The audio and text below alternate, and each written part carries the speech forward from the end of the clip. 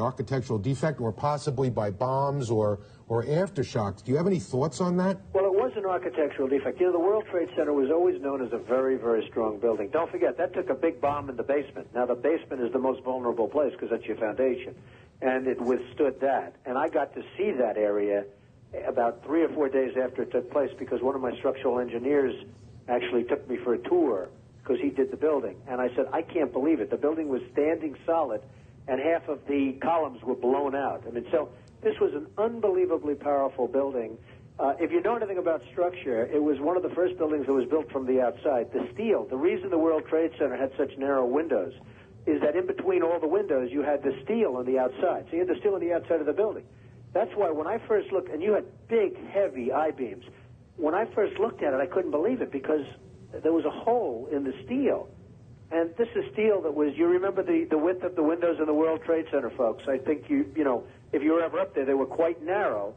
And in between was this heavy steel. I said, how could a plane, even a 767 or 747 or whatever it might have been, how could it possibly go through the steel?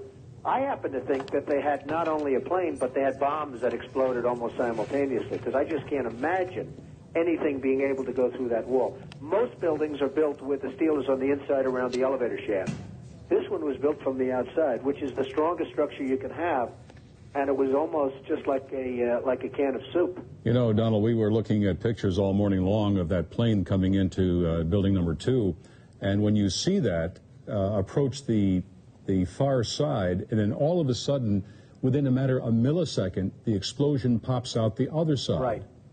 I just think that it was a plane with more than just fuel. I think, obviously, they were very big planes. They were going very rapidly because I was also watching where the plane seemed to be not only going fast, it seemed to be coming down into the building. So it was getting the speed from going downhill, so to speak.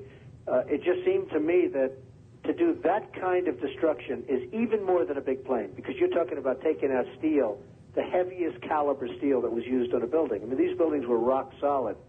And, you know, it's just an amazing thing. It's